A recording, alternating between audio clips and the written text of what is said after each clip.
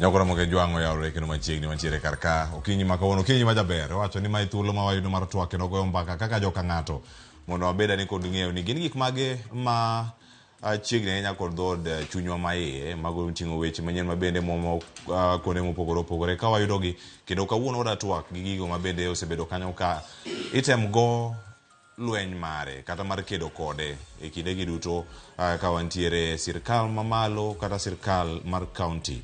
Apise madongo gi matindo gino goyo tach. Ji oluonge nying mopogore opogore. Nyabedo kata ni chilo mar Mibadhi, nyalo bedo ni mieni, in bende nyalo bedo ni intiere kacha kod chilo machalo kamano. Onyalo bedo gino mantiere apisi mane yudo kane donjo kata ma iwuon ine ma ichake. Nyabedo ni michake dier ne ochakre kinde mage. Wadoga ni chien nyabedo ni en Mibadhi ema nomiyo kata Ruodho Yesu Kristus bende ne ogur. Kata nentiere pesa mane okalo iwacho ni mana ni kuom siling 30 kende ne gichiwo jawar mondo mi ogure. Ondike muma mano ok wechega. Kata kamano iwacho ni kichiwo omenda mondo mi otimni gimoro kata yudo omenda yo mok ni kare kata idwa ni mondo mi iyud gimoro kaluwore kod tich ma itimo ne ng'ato ma en ataro mar chik. Gin gik mage mantiere karka. E piny Kenya chike nitiere kendo nitiere duol ma ochung' ne rango kaka oganda jotelo obidhre jo Kenya bende obidhre ok jotelo kende nikech ka en weche mag Mibadhi ochako koda ka in kama intiere karkacha kidwa ni mondo mi idhi apis moro to nyaka igol asoya matin mondo mi iyud chenro go in bende in achiel kuom jogo manyayo wechegi mag Mibadhi.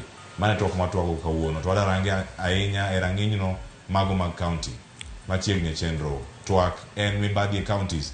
Nyinga Cleophas Oluoch jakisumo kanya kwar moke nyaka chisango tudri kod wasani nyaka giko mano kama wadhi bedo kata kwa tayo chenro ni kod welo manige studio kachiel koda ka in janeno marwa mawageno kindegi duto tudri kod mbui waduto te mag Ramogi TV wantiere live Facebook X YouTube yudo kacha Ramogi TV an bende tudri koda e Facebook fan page mara yuda kata Cleophas Oluoch Cleophas Oluoch SMS line obendo yawo en 3-6-000 machiegni nyakwa Ramogi jwang na koni welo mantie go de studio mana kaka nasekoni kar kacha ada mana mondo mi arwak gi ayanga mondo mi gimoswa mondi kapok wachako twak ayanga mano kama wantiere mano kama wachako kar kachiel gi welo mantie studio ma Nairobi ka adhi chako mana mondo mi amigi thuolo gi duto mondo mi giolrenwa arokni machiegni e Ramogi TV okinyi makawuono. Mheshimiwa Francis Otiato. Yes. Thuolo en mari ulria na Uganda kendo imose Uganda kachiel kod jogo ma itayo e county Masaya. Erokamana nya Cleophas. Ne nyikwa Ramogi ajwang ginyinga en Francis Otiato MCA Yimbo East. To ni jo Yimbo duto wadwoko no erokamano and ane gigeno na ngwago mbaka maber. Erokamana nya gero ni gin bende gintiere kaka gin gi penjo gi or ka gin gi kwayo mora mane gibedo godo koten record telo makare mano kantiere Yimbo East kata Isaiah County mangi wadi bedo ka kod gi achiel kachiel nyakwa Ramogi jwang chak oro ote mari SMS line na osekone nari adek auchiel nono antiere ka bende kod MCA ma North Nyakach Tom Nyaoke. Mheshimiwa yawre kendo machiegni Ramogi TV mose Uganda. Oyawre nya Cleophas an iluonga ni Reverend Tom Nyaoke MCA ma North Nyakach Ward.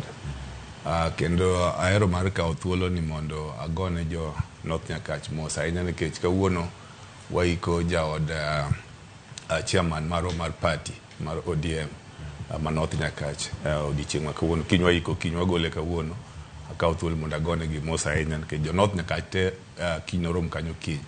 Erokamano ahinya. Erokamano ahinya kendo machiegni mos ahinya ne jo duto mawuok nyuola ma jakom mar ODM mano North Nyakach isemondo ke chuny mama kama kwe kama chielo antiere kod Mheshimiwa Joel Munuve akiana ngichak gi angichaka mosa Uganda kaito yulri ne Uganda to ote main goni jogi ma karebangi no. Erokamano Cleophas koza do moso kwa Ramogi to ani luonga ni Joel Munuve an wuod atol maloso doluo matin to amor kawuono kech irwaka kae. Erokamano ahinya. Erokamano ahinya kod Ramogi jwang koro ibedo kod ng'eyo ni wendo to koro welo mane studio ginjo magi kawuono wadaranga ne wechegi mag mibadhi matimore Kaontis ere kaka inyalo tiekgi. E studio ma Kisumu wantiere kod wendo Calvin Oraro, Mheshimiwa MCA ma Kolwa Central. Oyawre kendo machiegni ka iwuok e boma ma Kisumu mose oganda okinyi ma kawuono. Erokamano Cleophas. Aloso kan Kisumu County e ofiso ma Kisumu kendo teknolojia omiyo wanyalo loso odiochieng' ma kawuono. Daero nyiso jo Uganda luo maneno Ramogi TV ni wakaw thuolo ni mondo wapuonjre gi freedom mokel ma press oyiene kabila ka kabila mondo bed gi TV station margi mondo giwach wechegi mar puonjruok. Erokamano ahinya. Mane thuolo madhi bedo godo ka achiel mana ko wabedo kar kae ka warango chenro gi duto mana kaka bendo wasebedo kae ka wayudogi. Nyakora Ramogi Jwang, twak ma kawuono en twak ma okel kod twak motelo ne chenro ma kawuono ni bende mano okel kanyo kod jakom mar EACC mane olieko ni nitiere chilo mag mibadhi mamako kata mokwako counties mopogore opogore. Gin gik moko manya bedo ni ok lose to gitimore. Ka omulgi ka giwuok e counties wa makaluo nyaka e boma ma Nairobi, gin gik mantiere karka. Jok mage manyayo timbe machalo kama. Mana penjo madhi penjo welo duto mantie godo e studio kinyi ma kawuono ka en adieri ni mibadhi nitiere e counties ma wawuok. Ang'eni wuok e counties mopogore opogore. Ang'eni Mheshimiwa Reverend Tom Nyaoke kachal kod Calvin Oraro mage mawuok e county ma Kisumu, e county ma Siaya Mheshimiwa Francis Otiato, county ma Nairobi Joel Munuve. Uduto nigi paro mopogore opogore kaluwore kaka county ka county bedo ka itayo. Achako ni Mheshimiwa Francis Otiato.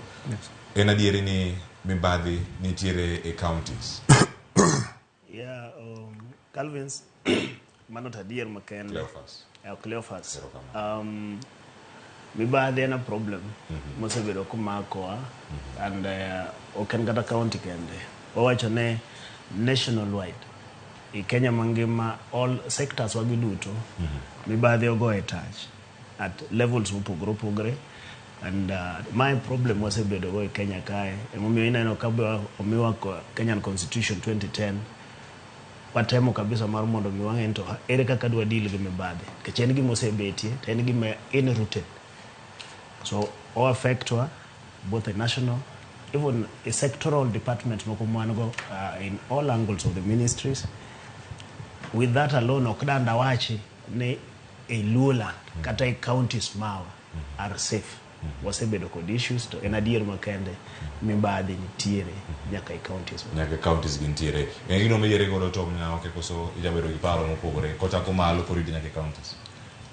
Cleophas, mano en adier ni mibadhi nitiere ok kata mana county kende to chakore mana kaka nyawadwa osewacho nyaka national government kidok piny all sectors wate duto te kamoro mar gini nitiere kamoro kata obed mana matatu inyalo yudo ka mibadhi nitiere. Koro weight mar mibadhi ka mibadhi makuru wadhi tema ne chambua ne to county level magi mo nyalo neno ni chal kama national level wanyalo ni chal kama magi machalre together but en gima nitiere.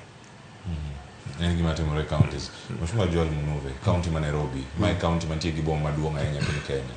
Nyalo bedo ni weche ma liekore kata ma jakom mar EACC wacho gin gigo matimore adier mag mibadhi.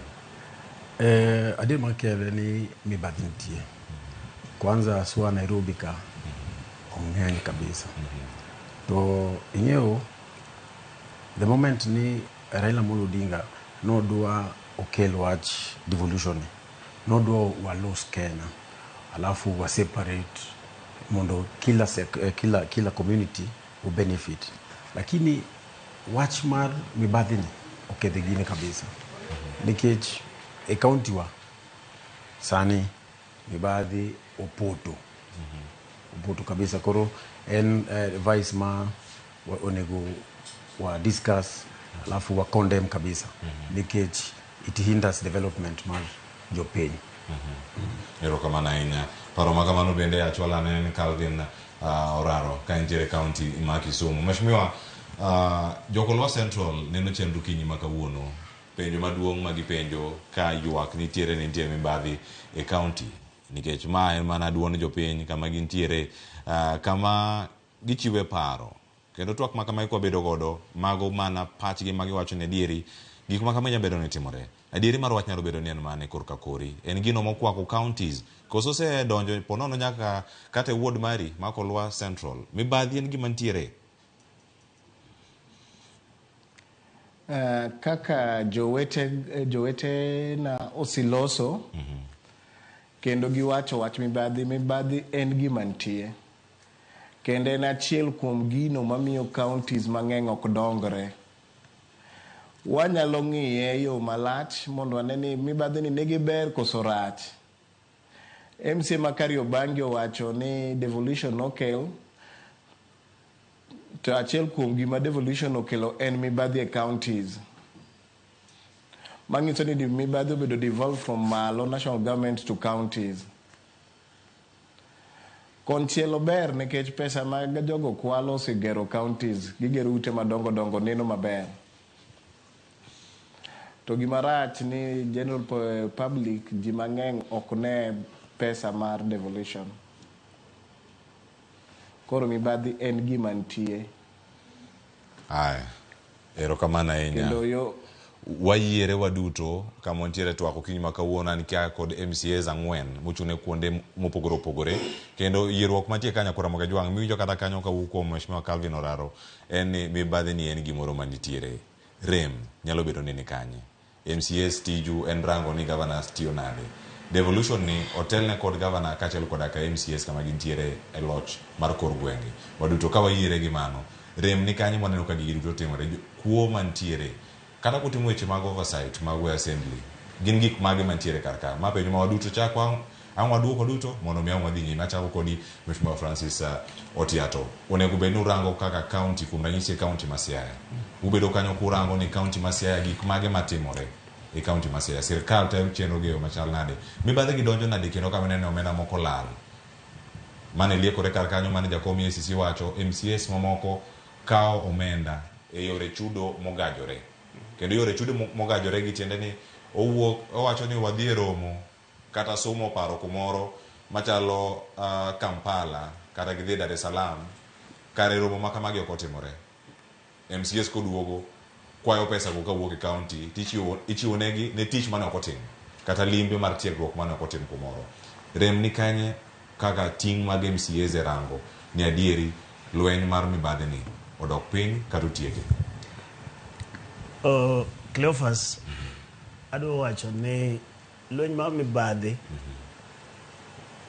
en lweny mayete yutwere in fact mibadhi counties loyo counties or even the government marwani wahingo kata deal kod drug lords maloka en syndicate maduong' ahinya then got a lot of issues wanyalo ng'iye wanyalo ng'iye failures mawa maybe kaka MCAs mabende ntiere a lot of ntiere issues mang'eny ahinya kwadwa ng'iye kaka MCAs and capacity marwa kaka MCAs to do our work kiduogi ng'iye maybe at the executive level because ntiere gik moko ma systematic or ing'eyo ni gisani nyo yierwa tiyiero wagane samwa chung kwa campaign tiwacho ni japiny na wadhi timo ma gima sama wacho mano an gag hopes ni sama wadhi rado governor madhi rado wen governor mabro winja an gag hopes ni sama wadhi chako loso kata obed budget obed ang'o en gik moko mabro beti to paro mar japiny cha edhi kawo the moment mano is not followed to gik moko koro kethre ing'eni kuma waduto te kae tich ma wan go maduong' en oversight to samang ndaro kethre kata losre marach kata bridge moro muoch kata japiny wuotho kama onge ndara ng'amigo no koko en MCA ni ndara nto rach nade so chopo kama misplaced roles uketo MCAs to be vulnerable chuna no mondo koro nyaka ng'wen keche ibro yudo ka officers jomo ka onge gi emergency mar loso ndara bro chuna na ngadhi ir governor yie ikonya sama dhi kwecho tani police manode go bene ngiyo governor ni uncompromised already japiny wacho ne waore diti ke governor ne bende chik wacho no de bena ngiye matiende ni in one way or the other odego binana won gi an gi yo moro madanda konyo go japiny ma kocho nan nyaka dia gomba ka governor. So that is one point mamiyo assembly wabedo weak take on kecho me teach you see now nitiera a debate moro mose kabedo ke wacho kae pile ne bende MCA donge tije en oversight ang'o momiyo gidwaro pesa mar development MP tije en oversight ang'o momiyo en gi CDF senator tije en oversight ang'o momiyo gidwaro pesa sani mar oversight. So nitiere gima gini relate to nitiere manyalo koro konyo makata kadhir governor to the moment ma pod gimoro amora ni lwet governor ma governor ma timo everything nyaka obed compromised too. Ing'eyo mata and the naked truth mabesa chimoko kwa wachi kibiro kuomwa Korea assembly ka wan jogo mani assembly ang'o mwadwaro japiny nyo yiera ang'o madwaro nitie jomo biro loso pesa mamane gima Nyaoke logi assembly gibiro timo gimoro amora ma dege team tech na ne giyude gimoro ma gidhi go dala gin investors by being in that assembly to nitiere jomoko bende mwayiero manikech an ang'eyo sama bet ang'e gomba ka gimine kendo ichiro kanya betie kila siku wan kod gi kae an machiegni ahinya kod mama omeyo population ni nyono koda to pesa be an go tiro manyalo yudo go pesa banyo yiera but the truth en niya aonge gi capacity mar timo oversight TMC opogre gi tij councillor was not a legislator. So sama ikelo ng'ato maseche moko kiwinjo kichako goyo mbaka mar accounts mag books of accounts and how to follow ng'en ng'ama oversight ga en the people ma directly responsible to me gin ga ji adek governor chano yierwa kod ang'iye somebody may subject to my vetting in the assembly enega CEC to kod chief officer. Qualifications mag jogi gin ang'o? These are graduates, professionals in the field magin tie. Luonga kaya, luonga do penjo kawuono to penjo mapenjo you are more qualified than me. A field me nano ka penjo brings level moro ma undermining dhano sama ng'wago mbaka tayo do kase nyimo gimitemo penja ni aonge grasp moromo. I'll tell you what I want nikech ang'eno kinyalo the beyond gimiyo like now you want to audit 8 billion. Look at Nairobi nigi pesa di ine midwa chair budget ni ini budget committee ni or ini public accounts committee idwa ng'iyo gigi. So the bottom line en here, are we having jogo manyalo follow these things to the latter? Do they have the competencies enough? Nyalo bedo ni Mibadhi biro nikech ok omiu teko mar timo tije mag oversight mapiyo mondo mi ang'adhi ani Mheshimiwa Tom Nyaoke. Yes, mano mokuongo. Ay mar ariyo seche moko nikech watemo ng'iyo the generally gik madami Mibadhi gi kwam kuomwa. So we okwanebo mar mondo mi wati tijewa tiere gik mang'eny mamako lweti kasa midwa move. Finally seche moko ane serikal ma Nairobi en mar Jubilee mar UDA udane ka to gin majority assembly sama governor timo marach to jauda moro neno governor timo marach no wuok ndo wach to wacho no bane gore gi serikandwa in at risk joka bro bedo whipped. Seche moko wago mbaka kamilose sane kiyudo leadership mar house kamotingo majority leader and everybody man house ka motelo nwagi gin jogo mag jo serikal to wacho ni jo party manyokelo tiju maduong' en tij lowo gima party dwaro kato bedo Mibadhi kato bedo ang'o mane gima nyo party or ino kipingo to kore the offside gik ma party dwaro. Mheshimiwa Tom Nyaoke, iwinjo gima ne Mheshimiwa Calvin Oraro bedo wacho. E kaunti ma Kisumu kuom ranyisi, Mibadhi ero ka donjo, yo mana ka ute madongo dongo migero. Ute madongo dongo igero kendo miyo jomoko thuolo mag tije ndio. To moko nyalo bedo ni adieri gin weche gi mag Mibadhi. Nyao ni kanye e assembly in kaka MCA ting mane ma ponono wacho ni kaito waserem kaka MCAs e duoko piny weche gi mag Mibadhi counties. Cleophas, owadwa Mheshimiwa Otiato se wuoyo maber. Gima nyalo medo kanyo en niya, gigi transform. Kineno kata, in fact, a clever governor will make sure ni en gi hands in the election of the speaker. To once ni luete nitiere speaker, luete dhi bede a majority leader, luete dhi bede house leadership, already that assembly is compromised to the core. Nikech seche makuro leadership mane kata luet governor nitiere. Kuro for example tinde apani tinde system moro biro ni party ma yiero house leadership. To party no be mano yiero nyaka governor. Kuro idwara team ma will give governor an easy time to work. That is the presumption.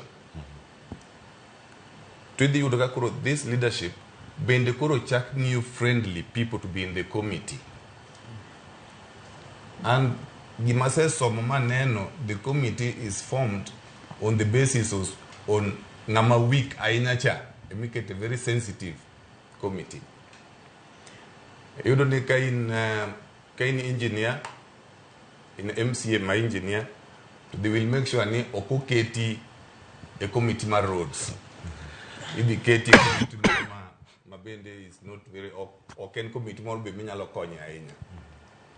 Gicha gibet piny to pick pack waket bende ng'atwa ma ok bende dhi chandowa e gigi ma kata gik moko dhi marach to ng'ato ok dhi chandowa e gigi, ok dhi chando executive. Koro at the end of the day the whole setup manonego tim kata oversight ginika yudo ko bedo compromised to the advantage of the executive.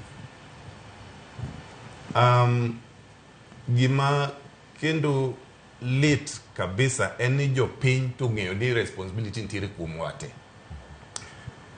Kana chako introduction na wachi ni wan gi liel moro to yo madhi e dalano ka chairman Manyamori barabara ne rach completely. To chuna nikech jo piny wacho ni Nyaoke koro maiti ok nya tingi wich to ine MCA man wayiero. Koro ing'ina donjo ufuku na taloso ndara barabara madhi ka Jakom mondo biter maiti kacha. To jopiny to neno ni ko kitimo mano to kare wayieri nango. Koro one got a lot of challenges to in fact magi gik makoro kelo corruption because the right things are not being done. Because even the governors themselves sani endi a clever governor nyaka make sure ni speaker nitiere kore, majority leader nitiere kore, house leadership nitiere kore te. Koro in case nitiere gimoro marach monego bed ni watimo ne oversight kata minyalo penjo ok inyal penjo. Mana kaka ne Mheshimiwa Noso ati nikoro kaka for example Kisumu County 135 MCAs and 34 ODM. Only one independent candidate. Mabende Sani and naturally becomes an ODM member. Kuru, in that kind of a circumstance, Okinyal raise anything that can go against the executive. Okay. Chief officers go, CECs go, or be appointed the governor. The moment me this someone katamana chief officer, no timo makosa moro, it is like could someone the governor. Omio could do play ni bwana party okudwanu watimko party dwanu wawe ne governor time makoro watch moro maro oversight cha bende koro bedo watered down, you cannot do anything. Omio maybe in the future as we learn manakaka His Excellency the President wacho ching moroka ni odwaneno ni assemblies are autonomous. The autonomy of the assemblies nyaka bed maintained. Ma assembly beda assembly yore to executive beda executive yore. To at the moment sani kitimo kata requisition from the assembly to the executive, they have the ginamagi decide ni gibiro golo pesa no koso gigol. Kudwa the trip nyaka gitim requisition ka executive. Ka executive wacho ni gionge gi pesa. We have nothing to do. Beduro pay and what can you do? Okenya timo to ka executive wacho ni nigi pesa to gigolo pesa to trip okudhi to pesa uyudo.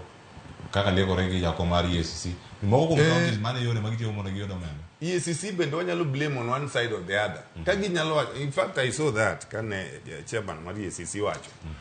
To kanitiere that problem to koro iwacho mondo watim yango gikaw action to such kind of people. Those are independent people. Kanitiere gimotimore kamano to gikaw action. Kar mondo giwuo to giwa dhi mbele. Chal ka gima koro ena wer makoro jiwero to mane ma ji dhi ng'iyo godo.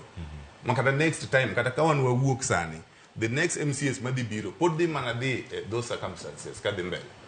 Gik moko maricho nego chung sani before pok wadhi mabor. Ero kamana ahinya nyakora mojwa no akoni kanyo ni inyalo gonwa simu inyalo tudri kodwa achiel kachiel namba mar simu tiere piny kanyo ka ngirango wang' jowi ikona sa nitiere simu moro ma donjo kar kama koro sano dani mondo mi watudre kodwa miya thuolo mondo mi embo golane pache twak kapok abiro ir mheshimiwa Joel Munuve mondo mi ang' wadhi nyime kod twak kar kanyo kod alo Chris Owala wanyalo yude sani koso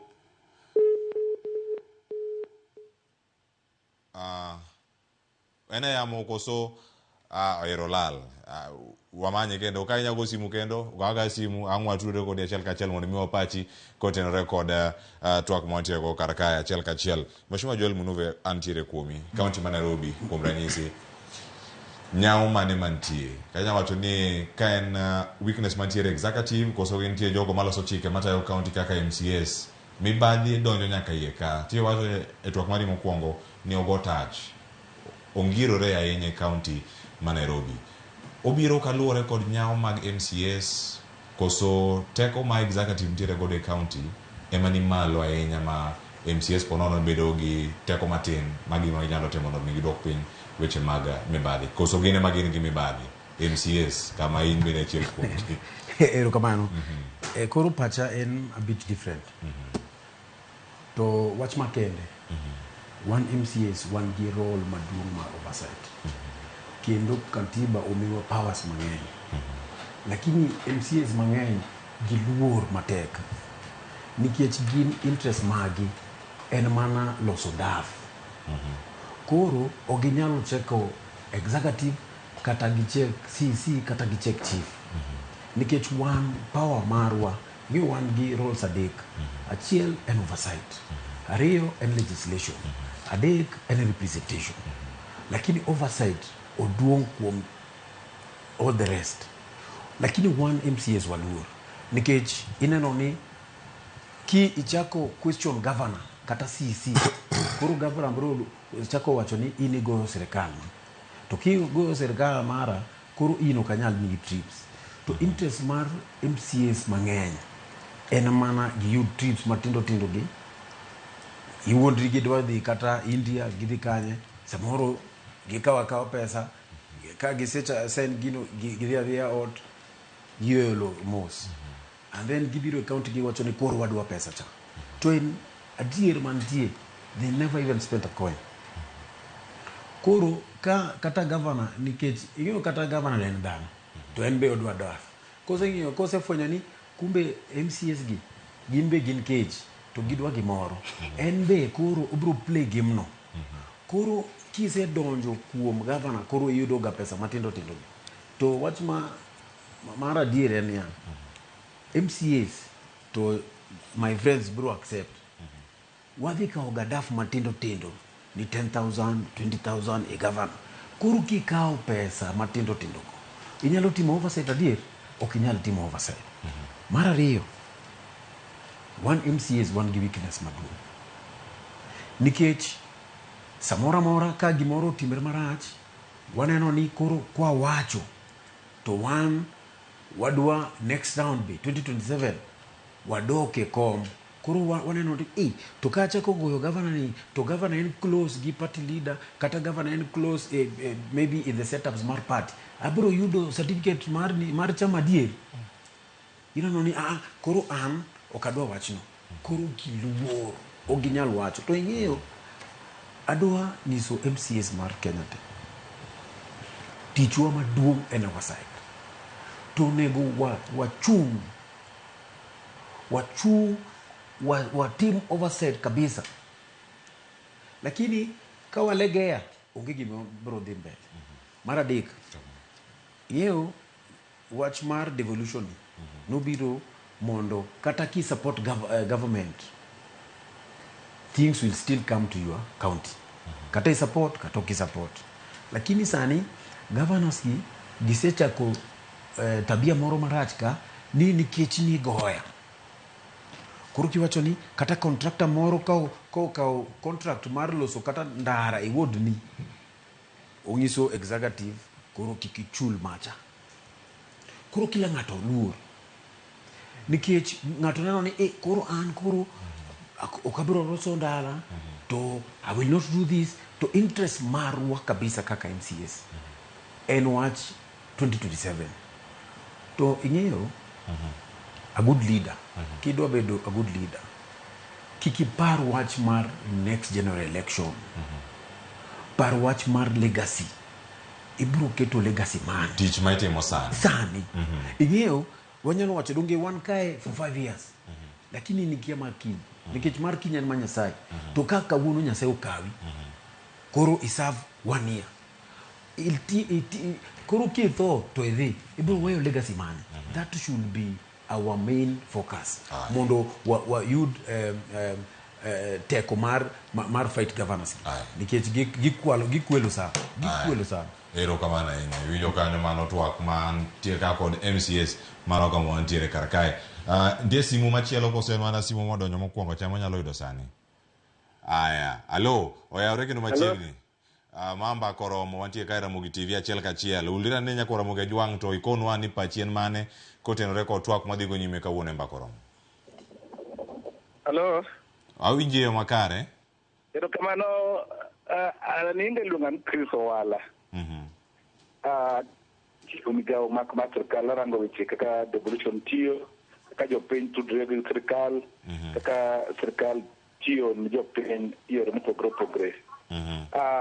Wasotimo nonro mang'eny, wasotiyo devolution kana chakra, and kirango matut tido no assembly emanya determine ka devolution nyalo tiyo ni jopiny kata ka devolution ok nyalo tiyo ni jopiny. Kit assembly nigi roles mang'eny. Makwongo assembly dongo ben loso chike. To chike kinyal loso ka ionge machiegni gi jopiny. Ke chike no milos ma improve ngima japiny yo mopogre. Mar ariyo ka gitimo oversight. Oversight ok nyal timo ka in gi divided attention. Mar adek en legislation. Mar adek en representation. Chik wacho no assembly no bedo gi close contact gi joma gitelo nigi. Yido no kinde ka kinde gik ma assembly timo omono gujema jopiny dwaro. Kirango kaka assembly la allocate pesa. Nitie committee moro ma important ya assembly kelo no PAC, Public Account Committee.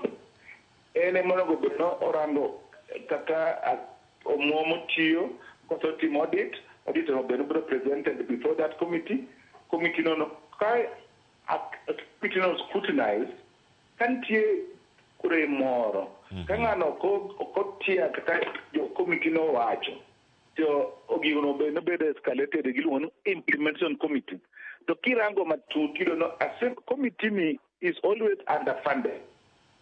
So counties moko kaka Siaya kido koso nego committees go inego gi korgi ka opesa iketo gi luono general oversight.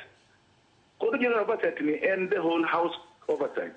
But kinde kaji ng'eny ginyal tiyo devolution democracy no kel committees. Kaji ng'eny to tiyo committees to committee kelo to the main house. To kiso nego committees. With nego committees, then we can link to donjo. How kinyal loso chik ma olingana kaji dwaro. As most of the MCAs are more winning, gin magitimo tenders in the wards. Most of the MCAs are more winning, gin magi choir master megi governor. So governor kotimo marach, to ngani diwe rentiyo nyakanoe, or nyalore, or angango, kodi borido kan tien wikrok. Kandara los marach, assembly okuwe, kada wach Mibadhi mandiko ji tich. MCAs okelo ng'ate to kotimo okoluwo yo makare. Ere kaka no make governor account. Nikech koro giruto gi conspire mondo gimaja piny ratiche koro is about themselves, is about gimadhi fukegi. Koro ana kwayo no mondo devolution odong mondo konjo piny.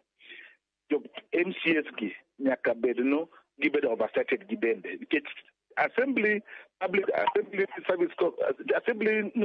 body ma service board margi mabende ndiko jotich. But assembly board ni ema bende kalo budget. Tidon budget mar assembly ni remain opaque. Kaka gitimo processes gigi public participation, access to information in counties also lower. Gikmoko duto timo with a lot of secrecy. Ayudo kata na mtija timo oromo yud basari ok nyal yudo. Koro MCAs wa kata kaluo nyaka gichiew uno gikony jopiny nikech yore mang'eny kata kirango sama wuoyeni jopiny ool to ka giso ol MCAs gibe coalesce around political party interest, so they stop rango interest ma japiny cha. Koro gimwa kata auditor general kogolo report today gigole then assembly will be discuss at first level of oversight. Assembly okinyal rango gigo matut ke gigo makomieno gi chilo. Koro kusemieno gi chilo to gikelo to koro kiwuoye ka japiny tiwacho ni igori gi sirikal. Koro gimwa kwayo jopiny nyaka chak organize themselves in groups, in the communities, in the projects, community projects go, gichak luo, mokwongo gichak dhi court, girang kaka wanyalo tiyo mondo jodi kaka giketho pes jopiny, nyaka wachak timo naming and shaming, kuonde ma gitime maricho, nyaka wachak hayo gi. Otherwise, devolution kako kete sani kod kaka ne bedo intended opogre. Emiyo nyithindo pod drop out of school to fee pesa to nitie odi ofuke ji ariyo adek ndache timo maricho itime higa. Assembly no MCAs no anyone contract. Assembly no ema odhi kawo pesa toke. Koro ano wachiedh kanyo hostol yath onge to keep to oversight mono gitim cha kich ido kaka man kanyo sino komiye pesa moko backdoor. So wan mabor kod kama onego wabedie to gima hinyowa en kwaya ma wantie ni wajo party no onego bed no protects interest ma japiny namba achiel yaka party no bobedo meaningful to kwa bedo go party ma bende Mibadhi no emo celebrate to koro kamwadhi onge mano e contribution ma iro kamana ahinya mano owala Chris kendo ilere yo makare anno ka MCAs mane studio bende ayiere kodi kod weche mamoko ni Mheshimiwa Francis Otiato nigi paro sia umul kanyo mathoth ahinya dibendi gigo motimre kaunti ma sia dibendi otimgi yo machal nade ma ni kolok pak koro roke general okelo pogruok machalo nade maber nitiere wendo machielo mantiere kaunti ma Kisumu kachiel koda ka weche mamoko makoro ndakawe kor gwenge e kinde ma wantiere santo sana bir Mheshimiwa Calvin Oraro mondo mi itoka ne kod oganda kamana ng'adi kiloso kane pok aduogo e studio ma Nairobi ka ne imulo kanyo weche mag mibadhi mantiere e county mabende neno ka udi gerore gik moko timore madongo e county to magi gin pesa mawuok kuom chilo mag mibadhi ponono ka gik ma kamagi useng'eyo ni timore to ne jotelo mane county gik mandiekore nyaka sani bende duon bura nyalo bedo ni umako umafwanda ma kata yweyo ukuywe makare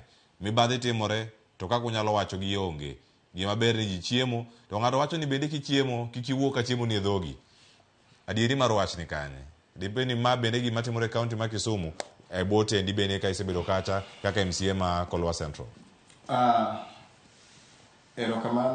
erokamano Cleophas gima na dwa wacho koluwore gi jowete go wacho gi ng'ama ogosi Mukristo walo wacho adiera maduong' wan gi gimiluongo ni constitutional problem. System ma onego otie Kenya is more like parliamentary system. Monego beni serikali riembo gi committees. Kaka National Assembly osifele kech MCA, the committees mar parliament onego beni play oversight role kang'iyo the line ministry. The same thing gima chal kamano emokele county government. Bang kele county government, mo kete county government, jo county government MCA omi thuolo ni bede committee and committee achiel kuomgi en sectoral committees monego bed ni ka in e sectoral committee mar finance inono kaka department mar finance ni tiyo gi pesa gi gik ma gidonje to ere kaka gigo kelo konyruok ne japiny ere kuma pesa lale but iyudo ni gini nokel katiba nokal devolution ochakore sani wan e the third assembly after the devolution tiyudo ka gik moko pod ok dhi maber to jok mameo e county government gin jogo mobedo machiegni gi the system kata executive gi MCAs ma siko pak executive and MCAs gi thoth gi dhi yudo ni komi leadership e ot kata e assembly leadership to gimomiyo gilos mang'eny nikech nitie tenda moro miye kata nitie tich moro miyo timo ma en jamoko nikech thuolo mimiye gi serikal. Kuma wachopo ni kaka oganda ok en Kisumu kende, ok en Luo Nyanza kende, but en a problem ma omako counties mang'eny. Nekech system mar siasa mituge Kenya en about party politics. And ka oyier governor gi party achiel to MCAs bo oyier gi party achiel, governor bedo gi teko mang'eny nikech ene mobiro deal gi the party leader, ene ng'ama chalo ng'ama pango weche party mantie e county no. Into in ng'a MCA mayalo ya kanye mabiro ni koro in mirieke inyalo pango kaka ni mae mibadhi ntie. Iyudo ni MCA koro teko ne mar timo oversight dok chien. And iyudo ka gik moko timore maricho to kinyal wuoye nikech thuolo nok bi miyi.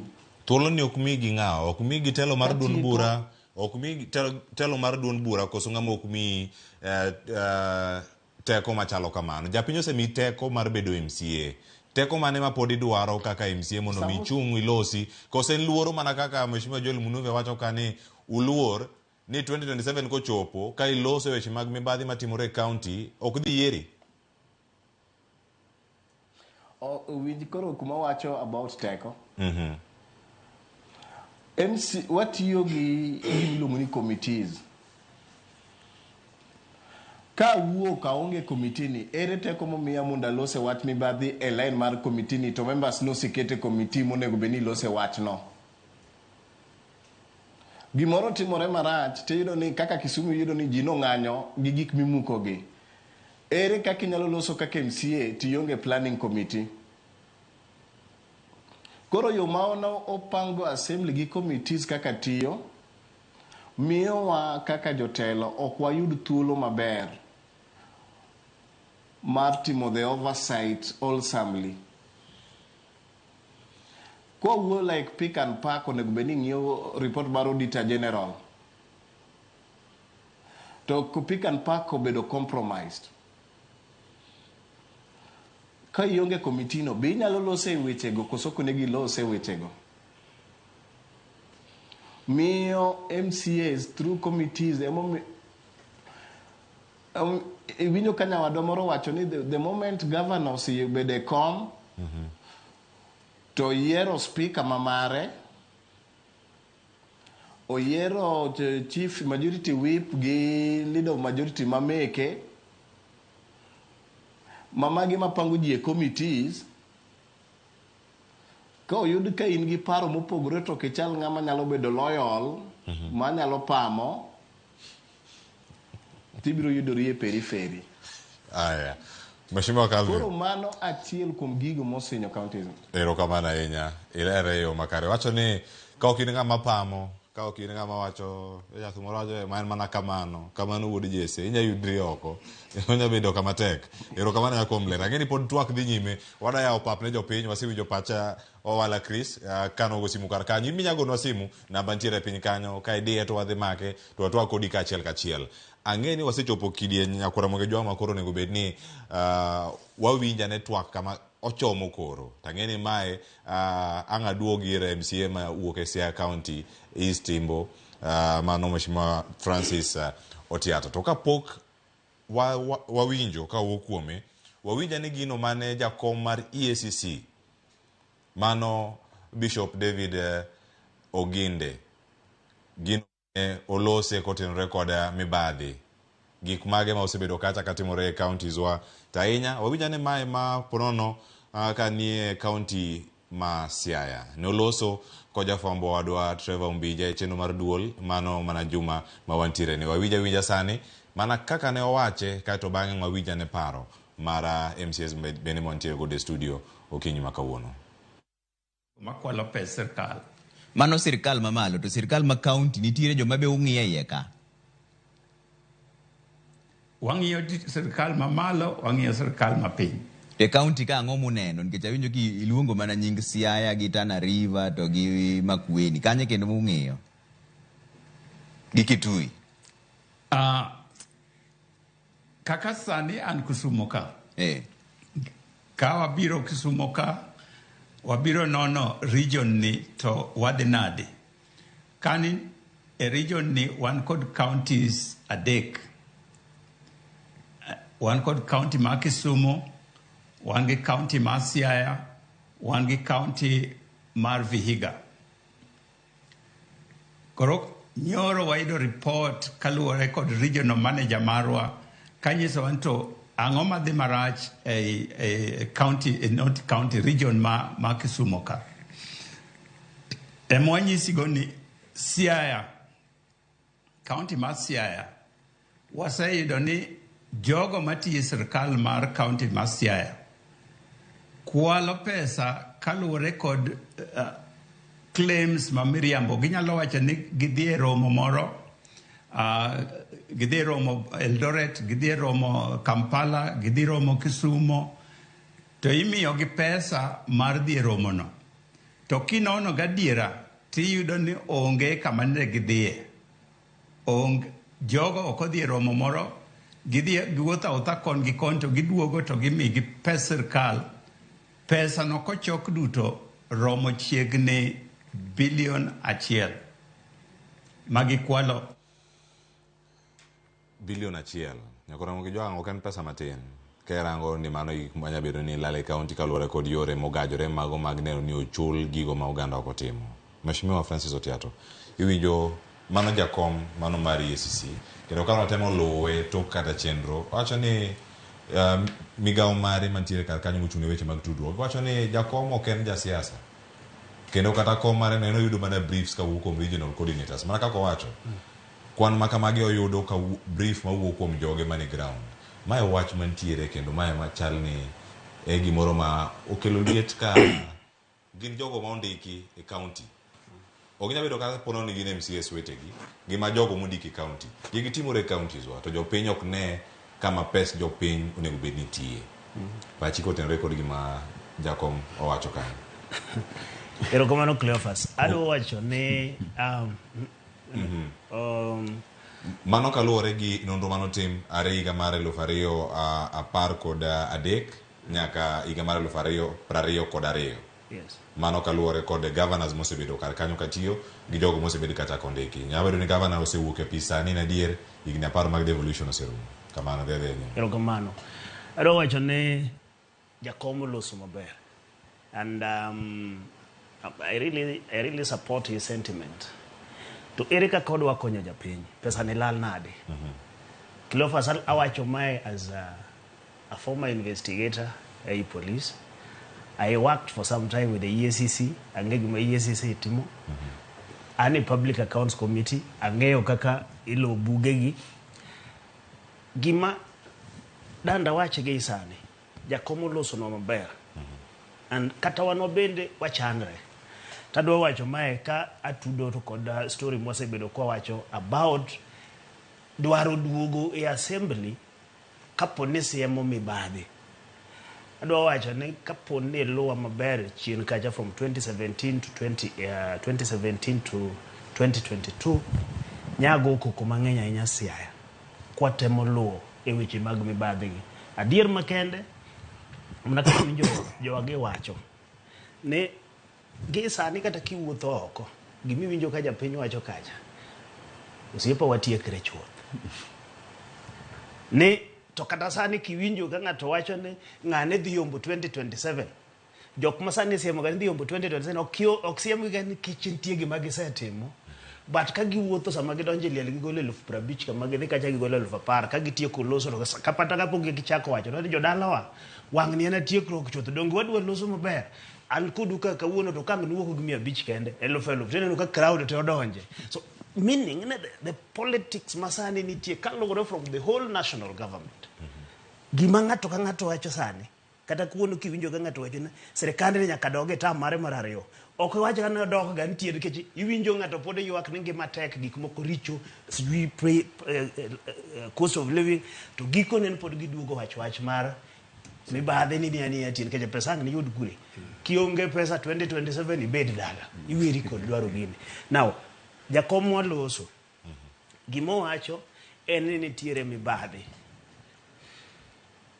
Cleophas, it is very wrong mondo wabed gi such state inano sama nyana ga OCS bedo nyaka OC crime Nairobi ka bedo OCS Nairobi ka one code time limit mag timo investigations the moment mwaweyo EACC ni nyalo bet file katimo investigation for 10 years ma result wuok ka witnesses no setho jomoko no osewuoko pod wabro naga bedo kod this koro chalo story usiepa ni nendo ache kamoro ni kaber udego bedni in the next kapondo bed amendment moro even in the chike wage ma give specific period of time gini ne wakeli BBI to BBI no lwar kane chiwo specific timelines to investigate koro sani winjo ko wachnia ne mibadhi otiap siaya mibadhi ni nyago e koko for almost 5 years wandiko nyakatero wanawona tero nyaka motion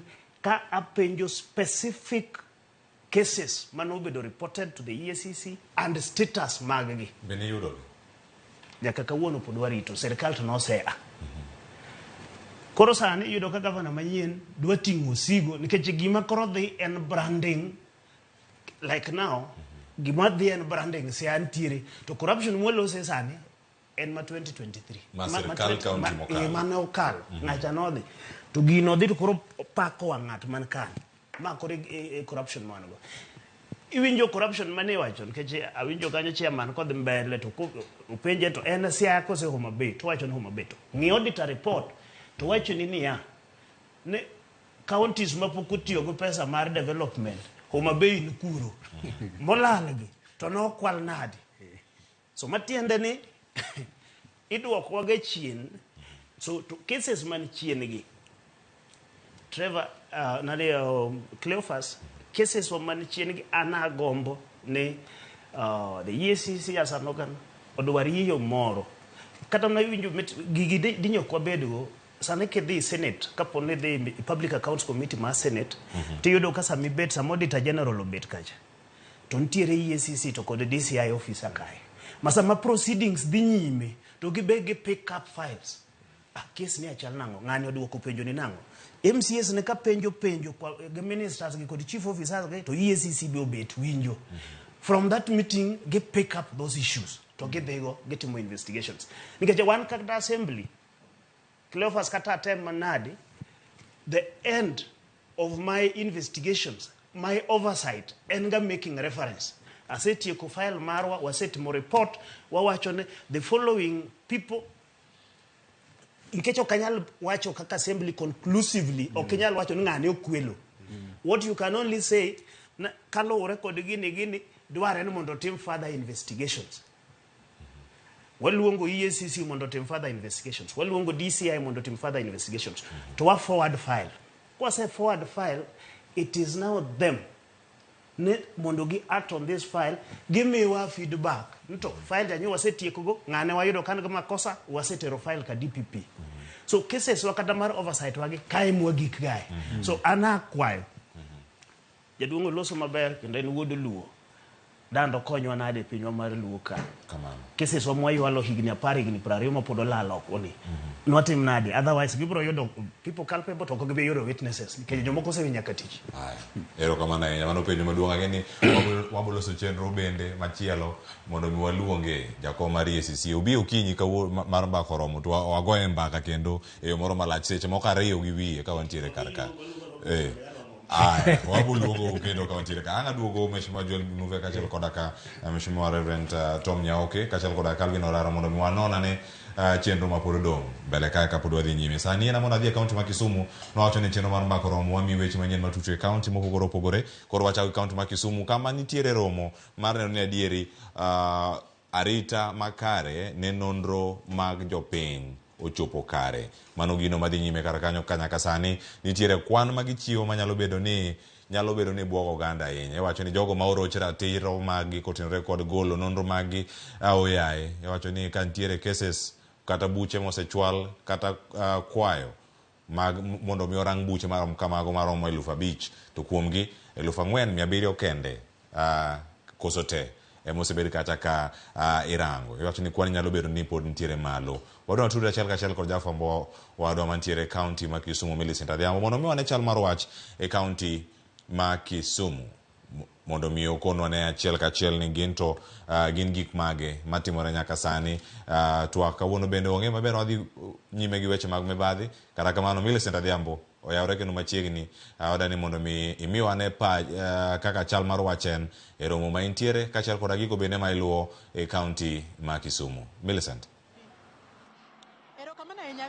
Achiel kachiel kwa ke kaunti ma Kisumu owacho maber oganda osewuok oko mar menyo koni kod kocha chieng' bende rieny gi thuolo ni endi koch no kod thor wach ma wan godo ewi TWAK mar Mibadhi counties wadwa ni wakaw pach jopiny achiel ariyo mondo ginyiswa ni to gin to pach gichalo nade gin gi mibadhi mage magineno ka osebedo kadhi nyime yo moko winjore counties kata obedo ni counties nokel mondo mi ochwal dongruok kata okel kony ne japiny machiegni ahinya bro chako kodi king'iyo kameri chak na ginying mondo nyisa ni kaka jadak ma Kisumu county king'iyo county ma Kisumu gin mibadhi mage ma osebedo kadhi nyime minyalo kwano makaber to winjo be ni jotelo manie level mopogore opogore e county ni nyalo loko mondo mi county ni odongre kaka owinjore.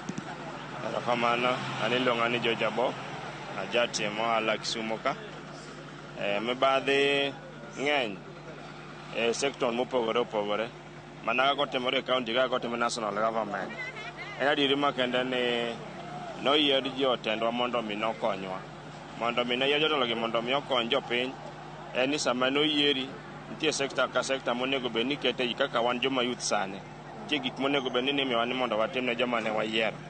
Koro kapo ni ok gitimo gik mane giwacho sama ne gi campaign mondo mi nowatim kochopo sani ka ok gitimonwagi mago waluongo ni gin mibadhi nikech sama yudo ka sama wayiero ng'ato yudo ka wedege masani keto mbele. In fact kendo loch masani madhi sani ni ka jatelo telo kamoro wedege mong'iyo molo joma moko koyudo ka samoro joma ni officials kuondego en wat jatelo kokin jawat jatelo ok inyal yudo tich be kuonde kata iba apply machalo nade.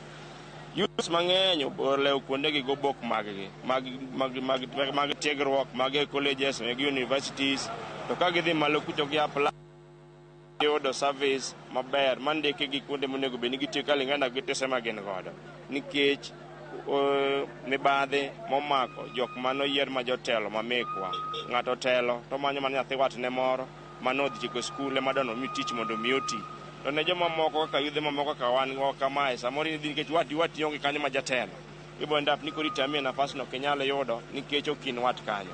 Koro magi waluongo ni mibadhi. Achiel kuom mago kendo ibodo ka samoro kuonde mwati e town kuonde gi tijin timo wuok e county wakaka samoro ute manokelo sane ma michulo mabech gi yot michulo migere iwacho ni tije gi miyo yudhe mondo temgi seche ma tije gi koro biro kaka sani kodi gedo kaka sani wan gi moro gero piny ka makasembo en yudo ka samoro kidhi kuni bedo ka jok matiyo kanyo gin mana wede jotele mom gi jogi go ema giyiero gi miyo tije mag kuondego. Common man kata youths mane mathagore matindo tindo mago biashara matindo tindo gin ok yudo tijego kidhi kuno inyisi ni tich no onge. Koyudo ka ng'eny jawagi gihinyore emomiyo Kisumu kayudo ka sani kuo bedo mang'eny igo ji ukinyi left and right nikech tich gionge godo gima ji timo onge. Koro mae mamiyo nyiso ni kata mana ka tije monego bed youth onego bed ni tiyo. To jotelo ma wan godo, tijgi malong'o onego bed ni youth ma wantiere godo, onego ging'e ni joma mane otimonwa kampen gi gin tije mane monego wamigi. Ok onego bed ni waluwo bang'gi pile pile, ni ka gibiro to walawo mana bang'gi pile pile. Onego gimiwa tich mondo wati, mondo mi kik walaw wang' jogi koni gi koni. Tije ka de gimiyo youth ma watiyogi, to jogo biro kobedo kool, maka ko ng'ato gotieno biro tame.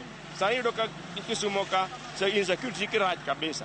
Omiyo an mane gima dawachi ni at least jotelo mane wayiero e Kisumu County gimany yo moro ma ginyalo biro go mondo yudhewa mag Kisumu County ka oyud tich mondo jogo wek go minewa matoto mawuok kamanyo kod machielo achiel ariyo adegi mondo mi jiwo duto mantie county yudhe yud tich maber. Mibadhi no e gima watamore kendo wan wakome Kisumu County ka en kama ber kabisa, mae kama wamenye mibadhi wuog e Kisumu ka ji ondik kaka ji ondik gimomo machalre te. Erokamano. Machiegni chungi ka. Akwayo Nyasaye oganda duto te manie Kisumu County ni ngima ma wantie sani to tek. Piny omoko gi ji kaka yud kaka ginyalo konyore onge. Kijende onge tich ma ginyalo timo. Wan mana jojuakali. Jajuakali mariambo tuk kata mariambo pikipiki. Nigi chandruok nikech kata kuonde ma gitie maber bende onge. Nikech sirkal manwa yiero kata mana country manwa yiero jogo manwa yiero monego telnwa ok nyal telonwa nikech kata wachwa ok ginyal winjo. Onge ng'ama nyalo dewa common man ma jo ohala mar aswekra kata ng'ama ong'e kuma entie bende onge. Jotelo manwa yiero ok ong'e kuma gintie kata mana yudhe ok ging'e kuma intie. Magi endie makelo tabu kendo kelo ni ji chandruok e Kisumu County kama tamre gi nono nikech kata kisetimo tiji moro matindo kidok e odi tiyudo ka ng'ato riti e bath ndara to wang' no mai maniseyudo matin gisebedo ka gimayo mine kijende iyudo ka ng'ato tongo tieno nikech onge ng'ama nyalo kata mana mondo wuo kodgi kata mana sirkal ma wan e bwoye bende ok nyal ng'eyo ni kijende nigi chandruok. Miyo wantie wayuak ne jotendwa manwayiero, councillors manwayiero, country rep manwayiero ok nyal wuoyo kata gi raia mondo mi ging'e ni raia nigi chandruok machalo nade. Miya akwayo ni Nyasaye mondo donji chuny ogandawa manitie Kisumu kaachiel gi jotendwa mondo ging'e ni joma noyierogi ni mondo gitelnegi gibolo giweyo ma kata ng'ama konyogi kata ka wacho muok matek makoro ji dwaro kony kaka tong' gikonyre kata ng'ama lu bang'gi kata ng'ama swek kodgi onge ni gin gichung' makar kendgi. Ineno kaka gik moko timore ma ok beyo. Mae ma wakwayo ni ka Nyasaye nyalo donjo e chunygi to mondo ging'e oganda manoyierogi mondo giyud kaka ginyalo konyogi mondo mi wayud chiembwa mapile pile. Jatend EACC mochung' ne nono mibadhi madhi nyime counties nyoro nowacho ni Kisumu County kaendi en achiel kuom kuondego ma mibadhi mar lo miyako nie malo kaachiel kod jogo matiyo kod obok ma bandia e yudo tije ni malo sana. Gin ji maromo 170,000. Ma inyalo wacho kaka jadak ma Kisumu bende en gino ma hinyo kaka oganda.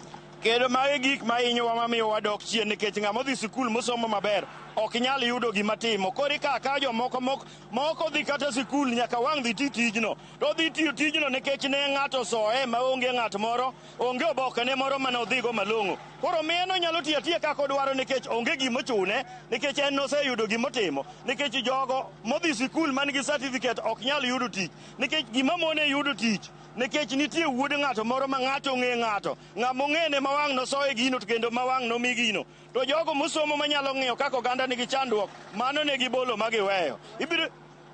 Wach loto bende anyalo wacho ni yore mag lo nitie Kisumu ka jotelo ge mong'eyo gin be ma ginyalo yudogi. In raia kata kidwaro gimoro kaka inyalo yudo nyalo bedo matek nikech onge ng'ama wang' nokonyi ng'ato ma common man ma onge ng'ama ong'eyo. Ging'e mana jogegi ma girwako e sekta go to yudo gik ma gidwarogo. Koro wan wadong' kamano.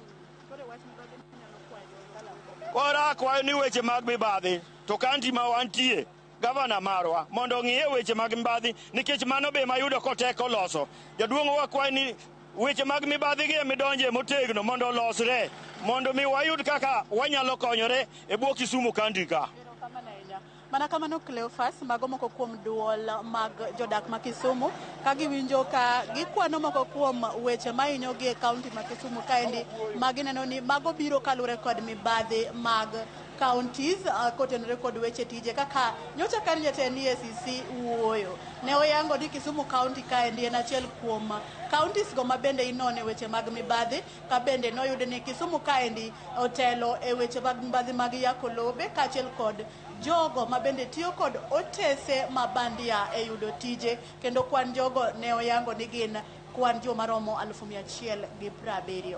Magi e weche mabende onyonore kaendi, koken ni jotelo mag kaunti winjo ywak jopiny, to wageno ni gibiro luwo magi mondo ging'e ni to gitieko mibadhi jopiny oyudo konyruok koso nang'o. Ka ok kamano, taduoko ni studio Cleophas.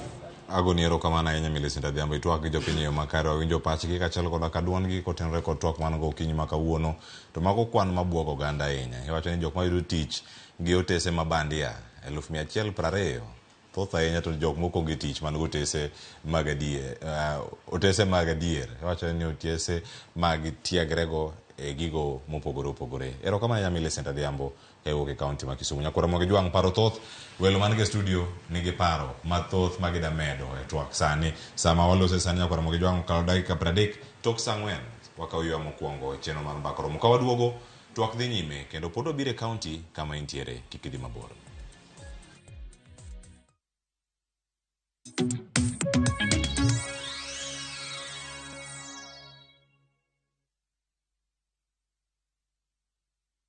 Tinda koma yana bango tena kirengaki. Eseki. Asenyenja sobu kimabwana eno bwengenjo mono. It's a love story like no other, where jealousy and pretense are obvious between Pragya and Suresh. We bring you Kumkum Bhagya in Kisii. Wow. Watch the drama unfold as Pragya is set to marry another man. Muswati omundu arumu yakombwa ani mambi nochote bumusani onomu yakombwa nani mambi ende nochote byamate yani nenkia. Watch this beautiful love story of Kumkum Bhagya in Kisii, only on Viusasa. Dial *487*1# or visit viusasa.com to renew your subscription. Wanchimbwa maiso ko mia yetamanyaini.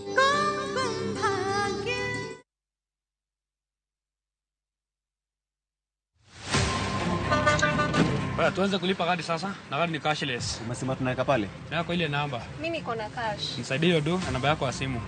Na kusort.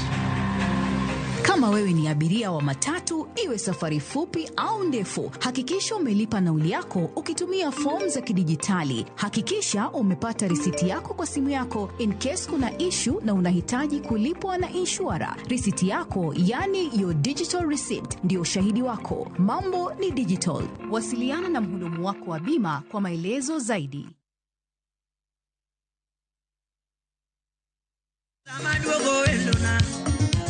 Wakagilo tamadogo wenona yatine kwakagilo samaka bayo dotile monaga okoto akangoma dine wakagimo mondo mi iyud tuma mar gonya thuolo dial *860*416#.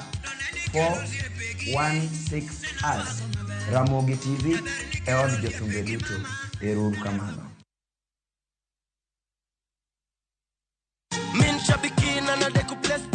AFCON 2023 is here. Kuwa champion na shabiki.com. Pata 10% refund kila siku beti yako ikizama. You will never lose with shabiki.com. Wekelea na shabiki.com. Shabiki.com ina give.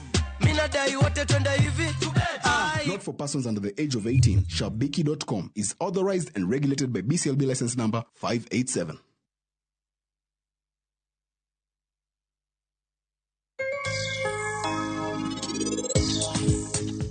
Aditi bein kare. Wenang'o mamiyo? Vikram, asai, kikipenja gimora mora. Arus mara moda timono? Okabitimo ka. Okbitimre.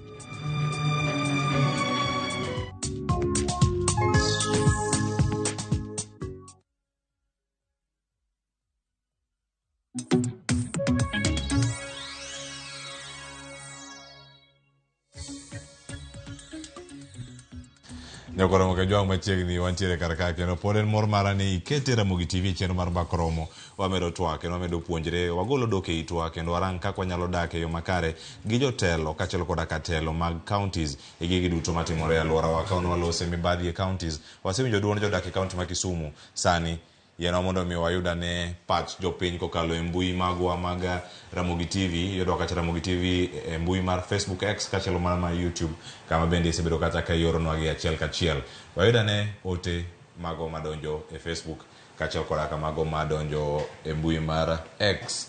Ruth Nyathi Ochieng, Mibadhi mag counties ok nyal rumo nikech MCAs mathoth imi asoya gi mondo kik gigol siri. Senators bende chiemo gi governors. Kore kata iyako counties itieko to giling thi. Mit bilie osekethogi. Ote mar Ruth Nyathi Ochieng. De Paul Vincent Otiato. To Cleophas adieri makende ni MCAs gi governors ema medo mibadhi e counties. Nikech iyudo ka kuom every 1 week nyaka iwinj ni MCA oromo gi governor indo meeting. Why? Okone uromo gi governor. De Paul wacho ni uromo once a week. Un gi indo meeting. Indo ni wacha mo. The Home Junior C. En gi ote marabora wang'inje machalo kama wach Mibadhi e county chakore gi tenders michiwo gi pesa madongo ne joma okosomo. Tekni en gi connection ir governor. 1. 2. Onge jatend county mora mosemaki mutwe nikech mibadhi. Oyere gi wachno mane Otiato bende wacho karka meko gi ni kanye. Mar adek, jopiny koso ng'eyo tij county kod weyo keto tesre jatend budget mar county. Mano bende MCAs utimo gi koso oyo. Kokalo komote gi ang' duok penjo moko madonjo kar kanyo koro moko nyabedo ka undiko wiu kik wil ka unyalo mako bende omak gi. Namba 4, cartel mag county mondike tije county maonge oboke wacho ni jotije manyawawa bende nitiere kar kanyo weche mag mibadhi. Pogruok e winjruok e kind governor gi MCAs mage mano chiwo thuolo ne governor yako pesa. Ero Ruth Nyathi Ochieng chako duoko kar ka kowacho ni mibadhi ogo tach turka kendo kirango mos to ochakore kodwa wawegi jagol asoya gi jakaw asoya duto joricho. Jitinde oliero asoya nyaka kama asoya ok dwarre. Asoya osedonje nyaka e kanisni. Ruth Nyathi Ochieng odhi mbele kwacho ni osiptende nyaka e sikunde. Koro rumbe ok nyal bedo mayot. Mae gima onego non gi kukune. Kendo ng'at moyud gi mibadhi onego twe maisha. Aparo ni mano nyalo duoko gini piny nikech mibadhi thiro Kenya. Awinjo kanu moja. Ote pod ntiere kar kanyo. Peter Juma. An Juma awuor. Mibadhi mane Homa Bay pek to anti-corruption walo cases gin go to tero jogo e court otamogi. Gin gi mibadhi moloyo ji. Ero anti-corruption boy oluorne dongi. Koro kama gintie ote machielo mantiere kanyo. Leaky hands wacho ni oversight is a threat we are facing as a county. It's poor from bottom up. Chake chopo karka. Nyakora moge jwang mage ote madonjo kar kanyo ka wuok e mbui mag Facebook kod mano mag SMS. Nyakora moge jwang medo mana oro kama gintiere karka. Ang'eno duto wan gi paro kotenore kod ote machalo kamago. Calvin Oraro kani Kisumu anga biro iri mane kinde mabiro kata sani Mheshimiwa Tom Nyaoke. Winjo ote madonjo karka kachel koda kama motelo mantie karka. Wan gi thuolo matin dakika 20 twatieko TWAK. Mana kama wantiere sani ka mondo mi koro kwa wuok to ang' odhi adhiya ka wasebedo kod ng'eyo gik mathoth matimore karka. Ote mag jopiny mane paro magiwacho the medium. Paro mar jopiny kendo ayudo ni jopiny kare koro ng'eyo kuma koth goyowa godo. Chris Owala no wacho gini maler. In fact, anyalo wacho ni akiano sebedo MCA kapok obedo to en achiel kuom MCAs moko mok nyal tiyo ka onyalo gombo bedo MCA. Nikech mano endo e gima bende executive ng'iyo ahinya kendo gi monitor. Ka in ng'ama bet rieke ng'eny to nyaka ne kaka kori keti piny mondo mi kik item timo oversight kaka idware. Aneno ka nyathi Ochieng bendo wacho gigo maler kabisa.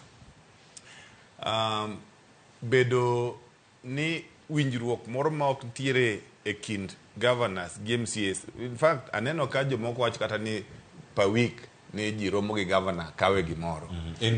One to Kisumu County, we are lucky. I think Mondine Professor Nyang Nyong'o Okyot, it's not easy to meet him. Kata naparo ni pokarumo kode nyaka na yera, and I don't know when we will meet. To okay, nitiere maybe because this side no romo gi the leadership. Koro leadership ne moro gima gitimo gi leadership madu koro kwa ng'eyo. Jo EACC jakomo wuoyo maber. Gima de gikonywa godo nikech gigi watimo gi assembly. EACC dong wacho ni en gi coordinators kata mane in each county. Angamone keto officers mar active even in the assembly. Maseche mwa discuss gigi. Keseche moko in the assembly am allowed kata ko kane committee kaka nyawadwa no wacho cha. Anyalo raise a point at the assembly at the floor. To ka entiere to nyalo take note of that. Mako wuok ni to file ne mokwayo ni miani uru file ne adwa na they understand gimane mheshimiwa makama ne wacho a document machal kama. Tikete live so that okaw file no sano to di o investigate kako pare to du onyalo duogo kata result kata onyalo recommend what can be done. Samoro wanyalo discuss kata mana gine mar committee. To wanyalo ng'iyo ni kan nitie presence mari sometimes gin mana tie. Seche mwa discuss kaka mag pick pack. Iyudo ka EACC bende nitiere control of budget nitie. To still documents gi biro dhi machak kaw ken another 10 years podi winjo bane ni story dhi mbele. Omiyo gin bende gimiwa tich mayot. Sometimes we are willing to do the oversight kaka idware, but wambe ng'ama nyalo mako ni watero somewhere bende onge. Koro thagruok iyudo ka koro keto at loggerheads even gi executive ni koka tinde in our Luo Nyanza counties. Tinde nitie thuol maber kabisa mibuogo godo ji. Makitemo ni dwa raise any problem tinyisi ja UDA. Kuri mbi kise ni ja UDA tiduoge ng'wony mo. Se wach ni yawo kik jogi nega. Kuri duoge ling. Kine kose chwadi ni ija UDA bas. Nyaka jo piny ben ni kodi ma in kuri dwa we ODM ine UDA. Don kuri duoge ling mos. Magi gik matimo. Mheshimiwa Tom Nyaoke ang'ada ni imaki gi kanyo kanga duogo iri angi wach mari mogik. Sani koro dano ring ko chopo ire Calvin Oraro ang mewa wach mari mogik ka sani antiere ire Mheshimiwa Joel Munuve. Wach mari kotene kod ote ma ineno ka sani ntiere oko kama bende moko wasomo, moko iwinjo ka jiwuoyo Kisumu, iwinjo ka jakom EACC bende oloso. Gino madimedi wi parogo gin mani. Koro aneno ni kwanza jopiny tinde giriek sana. Nikech gineno gima dhi mbele. To gima nyalo wacho ni chairman wacho maber ni gisefwenyo nitie some corruptions. Lakini adwa penje en kaka chairman osemako osetero ng'a e court nikech wan kaka MCAs wan tich wa giki oversight. Kose wacho ni it is not working well, this is not good, kae gikwalo pesa. Koro en kaka chairman onego ter ji e court. Kaka Nairobi ka nitie investigation maduong' kabisa mar corruption. Kendo gima viable to gi kata evidence. Lakini no reach a point investigation sani uchung. Kuro akia investigation no chung nano. Maradik Ruto wacho ni enbe wara. Okia kajo hizi be chamo gimoro kuom governor gi kosiana no. Kuro anbe anyalo penjo chairman. Nikech we have a lot of issues and a lot of things have been raised. Lakini in kaka chairman. Kwani jogi give ka governor ginbe gichimo gimoro because there's nothing that is happening. There's nobody who is being taken to court. Wadwane no ji e court to kone no ji e court that thing will reduce mibadhi ma in a county. Ero kama na inya radhi o kama chelo bene koro achomo kama koro wadhi ka watie koro kanyo mada winje wach mogi kata wach machelo bene madhi bedo kanyo ka wayudo ka kuom mheshimiwa Calvin Oraro mano mheshimiwa MCA ma Kolwa Central kaine studio ma Kisumu iwinjo kanyo jodak e kaunti ma Kisumu kaloso mibadhi ogo tach ywak magi tiere chenro chopnegi e yo makare kaluwore kod mibadhi mantiere sectors mopogore opogore dimede wi ang'o mano kaloso kache weche mag county jotije mondike county mibadhi mantiere karka gi kaka inyalo duoke piny mondo jopiny bende oyude fungruok mantiere karkanyo imede gi wach mari mugi ka watieko. Erokamano ahinya gima omora ni topic mokelo ni en gima nitie kuom oganda. Oganda no ka ogeno keto kuom josiasa kaka an gi josiasa mamoko mondo watem ginyalowa mondo watem siro wach mibadhi nikech ging'eyo ni serikal mar counties kaka marwa Kisumu nyalo bedo gi mibadhi meke to gigeno kuom MCAs. Awinjo kuom jadolo Martin Ogindo kakoloso wach corruption. Mano David Oginde. David Oginde, not Martin. David Oginde. Ineno pattern moro miketo ma fix dhano ma jaluo malelo ni. Lumumba pielo ma ya Yimbo no mi tich mod bedo EACC kanyo. Wabukala maja Anglican no mi thuolo mo otiyo kanyo. Sani no gitemo ng'at Nyasaye moro mondo bed kanyo. To kinono mos tiyudo ka jogi te onge matunda bagi nyayo. Mangiso ni gitemo wacho ni mibadhi ni okalo nyaka those people mwanyalo wacho ni ginoli. Gin jok mawacha wach to action mikao onge. Gimogindo wacho kidhi report auditors report giluongo ni unclaimed unsupported claims. Yudo ni pesa ochul ng'ato pesa to receipts mangiso ni nodhi wuoth okoketi gigo nitie reports make pick and pack ma auditor general oro to gigo pick and pack is a committee ma receive those audit report. Onge chieng' mano report from pick and pack wuoyo kuom jogo moko duoko pesa gi reimbursement giyudo pesa but onge document mangiso ni nogidhi wuoth gi gik machal kamano. Now a position mwantie odiche makawuono ere kaka anti corruption jalo konyo counties. Money the big question makata ka ubiro dhi mbele gi topic ni to en yo mane mwanyalo loso mondo wamed duoko mibadhi chien e counties mondo ji mang'eny oyud thuolo ne ber devolution. To mogik mibadhi ochopo e level nyaka wach ndiko ji tich. Iyudo ka japiny neno ni josiasa oherore joge mindiko tich gin ok nyal ndikgie. Gionge kuom geno institution mora mora mar county gifili jogo ok nyal bedo fair. En tijwa kaka MCAs gi governor mondo wane yo mwanyalo miyo picha mar county wa neno maber.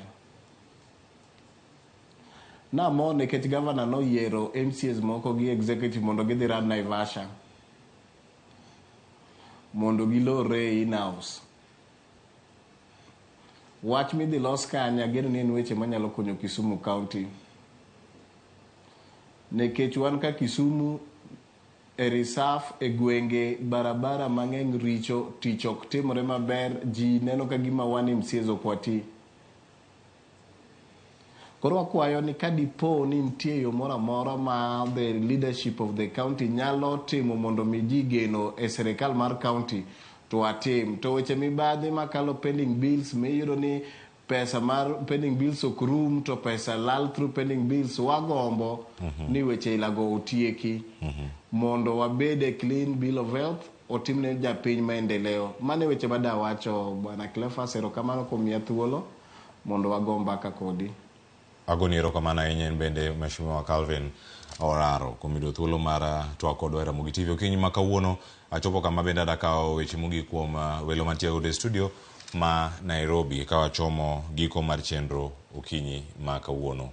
Wach mari mogik, Mheshimiwa Francis Otiato. Mibadhi nitiere counties waseyiere waduto karka kaka inyalo tieke, kaka wanyalo bedo korgi ka achiel kachiel nyalo bedo mane. Wach mari mogik. Okay, Cleophas, wach mara mogik. En ni lweny mar tieko mibadhi onego wariwre waduto.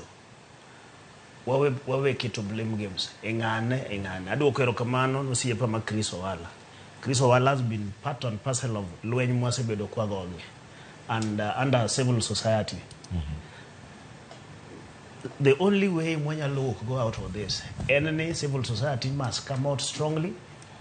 Kejeseche moko uncaged. To civil society en japiny ma kawaida ma en gine mamage ntie gike mwanyalo timo outside.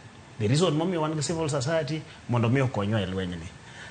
Cleophas, I am saying this with a lot of authority. Na say to EACC, ang'eyo gimadhi nyime kuro. Kej miwinjo ywak miwinjo ywak kaka MCA gi kata mana EACC kuro jogo ywak. Most of the officers are frustrated. To some frustration ni wuok nikech sasa moko gibende in gi case mari mi endelea go ki investigate o iwacho ni mano korowe file okawo mi ng'at machielo because of interest. So corruption mo wacho is deeply rooted in us ni affect all these other angles. Jok michungo tich, junior officers michungo tich kata na EACC kuro are too many. The rate of turnover is too many. So okinyal continue in cases mo handle are very complex. Economic crimes or again crimes moko mang ni uga ka ichalo ka ngato na sol mangato go ka P3 titero. It need consistency. Ekinyalo sustain kata cases go court. So gini nyaka wanywakane. Para ni kinde ma ina kia higi ni gani civil society was real civil society. What happened to them? If we don't check this, ne koro kama warieyo ni sani to pero podo berben ke piny medo bedo matek.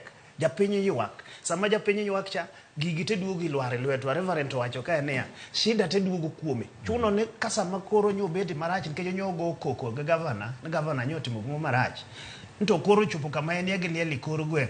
Kaka jidhi liendo no honge. Odhi ofuke nikech be an koko dhi ofuke mondo tim mae. To sama governor obiro kochungi liel kanye to penjo nda MC une an pokanene ga. So othuwi gi japiny.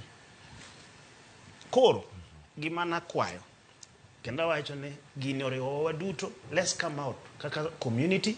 The civil society must be strong on this. Okikwa bede exposed seche moko anto wacho mari yiero ni tadwoko njo Yimbo Eastero kamano nyago koko governor nyaka dakika mogik no kadhe ga meetings miluongo moko mag ute kod private meetings.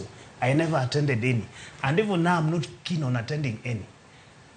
Wachung mondo mi watini japiny to japiny no bende seche moko chopo kama japiny biro chungie kodi. Koro our colleagues as long as ni japiny ja okapar tienga manyogo koko sia mohinga to joga go koko to dakika mogik mochopo kata kama ngato bedo financed against to ba japiny makawaida cha nyochung koda.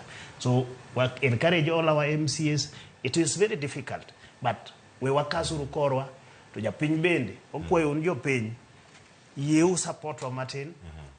Erokamano. Nyadano maki kanyo ikona kantie wach matimore Transmara. Ntiere lweny moro mantiere tong' ma Transmara sani. Jojuma oyawre waneno moka wachomo mana giko adong mana gi weche mogik kae madayudo kuom Mheshimiwa Tom Nyaoke kachiel koda ka Joel Munuve to watieko twak. Inyalo miane chal mar wach nyaka sani okinyi makauno uchioyo machal nade kaunti ma Migori Chainya e tong' mar Transmara. Gin gik mage matimore nyaka sani?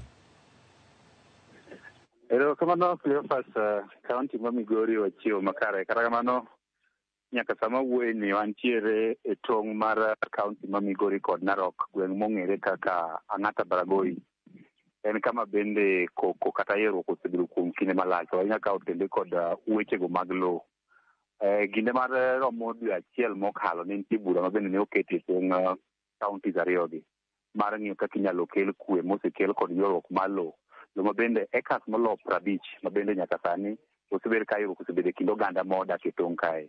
Kabendo okinyi ma kawuono oganda modak e tong' kata ahinya gwenge mag Gitembe wacho ni kata bed ni osebedo kiketo buche mathoth gi apisas go mag piny owacho, nyaka sani onge lokruok malich ma giseyudo Jumachiel mokalo nitie ng'at achiel mane ogo kod asere, manochuo kod asere bende nyaka sani wach ni yudo thieth. Ka bende kata mana e station mar Ang'ata Baragoi kama nitie kanyo, obila makawana obila gi ariyo bende juma mokalo nochuo kod asere, bende nyaka sani koro pod yudo thieth. Ka ywak mar gima duong' en kaka inyalo tiek ywaruok mosebedo, kata ahinya lo maduong' osebedo ka ilaro, mabende sa ka sa mosebedo ka kelo ywaruok. Giwacho ni kata kupogore kod ywaruok mar lo nosemiyo kata mana kuo mag jamni osebedo ka koro thoth, en kuo mikwalo ga ng'enge. Ka ywak mar en gima osekawo higni mathoth, to onge lokruok maduong' ma gineno. Giwacho ni sasa ma bende apisas mag piny owacho biro mogo bura kae ma dhano wuoyo motieko ni weche koro bedo kwe. Ok tiek seche machuok kapok wechego mag monj otimore e tong' mar Narok kaachiel kod mano ma Migori. Ka bende nyaka samo ni pod wantie ka en kama bende king'iyo thoth oganda mawuotho kae wuotho mana gi silaha koting'o asere, nyiso ni gidak kod luoro. Ng'ato wuotho koritore ne ka gimoro yudo akoryodo ere kaka onyalo geng'ore. Ma nyiso ni arita kwe ma kae pod ok ber nyaka sani. King'iyo joma nie puodho bende nyaka sani koro golo kata oduma e puodho. Gigolo oduma e puodho ka gin gi vijende ma bende ritogi, ma bende ng'eny gi obedo kod silaha moting'o panga, oting'o mago mag asere kod mamoko. Kapod wantie kamar ng'iyo ni to en yo mane minyalo tim mar tieko ywaruok, ma bende giwacho ni osekawo ngima oganda mathoth kochakore higni mathoth. Ka bende watemo ng'iyo ni to apisas gi en ang'o minyalo tim mar tieko ywaruok machal kod mae. Ka bende maling' wayudo ni ywaruok mar loni bende bathe pod ni entie e doho, ka gidwaro ni kes ma ochwal e doho to nde kod loni bende oter mapiyo piyo mondo koro ng'eny to yo mane minyalo tigo ywaruok mar loni mosekelo tho kaachiel kod hinyruok. Koro pod wan ka mar mi mathoth ka otende kod ywaruok kaachiel kod ywak mar oganda modak e tong' mar Narok kaachiel kod Migori.